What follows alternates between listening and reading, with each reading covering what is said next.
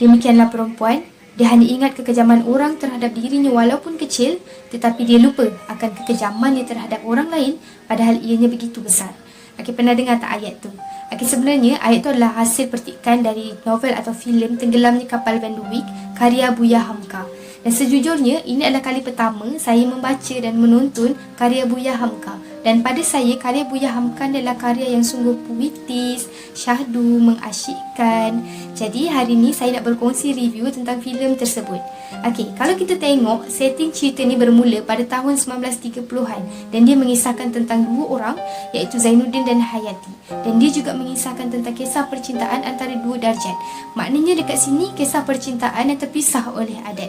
Okey, ceritanya Zainuddin ni adalah orang Markasa. Ayah Zainuddin adalah orang yang berdarah keturunan Minangkabau, manakala ibu Zainuddin pula adalah orang yang berdarah keturunan Bugis. Pada ketika tu, masyarakat sangat obses dengan adat dan mereka ni sama sekali tidak terima status sosial orang yang berkahwin campur. Pada mereka, orang yang berkahwin keturunan lain ni adalah orang yang tidak bersuku. Dan bila Zainuddin ni sukakan Hayati, tercetuslah konflik. Sebab Hayati ni adalah merupakan bunga dekat kawasan kampung tersebut. Dan Hayati ni pula dijaga oleh nenek dan atuknya. Dan tercetus pula konflik yang lebih hebat bila mana Aziz, abang kepada kawan Hayati ni, suka dengan Hayati. Dan Aziz ni pula orang yang berpangkat, berharta dan exactly orang yang berdarah tulen keturunan Minangkabau. Dan nak dijadikan cerita, Hayati ni dipaksa kahwin dengan Aziz. Dan ada satu scene yang mana Hayati ni hantar surat dekat Zainuddin, minta Zainuddin lupakan kisah percintaan mereka. Kata Hayati, mereka berdua ni dua-dua miskin dan mereka ni tak akan bahagia kalau mereka tak ada harta. Walaupun Hayati sukakan Zainuddin, tetapi dekat diri Hayati ni ada satu side yang mengatakan, oh sebenarnya harta dan pangkat ni pun boleh membahagiakan. Dan bila Zainuddin dapat tahu Hayati ni tolak lamaran dia, dia pun berpindah ke Tanah Jawa dan menjadi seorang penulis yang terkenal, kaya raya, ada rumah besar, kereta banyak. Dan pada saat tu pula terjadi sebaliknya benda yang Aziz ni pula jatuh miskin dan kehidupan Hayati ni jadi porak-peranda.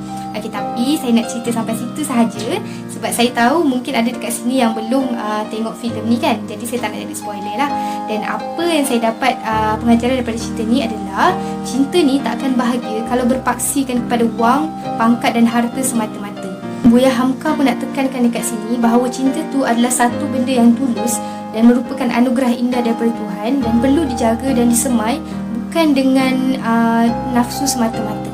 Dan Buya Hamka juga menekankan tentang keobsesan masyarakat pada ketika itu terhadap adat yang mana sampai mengetepikan perasaan dan adat mereka tu tidak selaras dengan ajaran agama Islam. Dan pengajaran lain yang dapat saya peroleh daripada cerita ni adalah tentang kebangkitan anak muda. Cerita ni adalah sangat sesuai dengan orang yang pernah tewas, yang pernah kecewa, pernah jatuh dengan kisah silam atau pengalaman yang mengerikan. Dan dia membawa kita untuk melangkah dan mencari titik mula dan alasan untuk bangkit semula dalam hidup.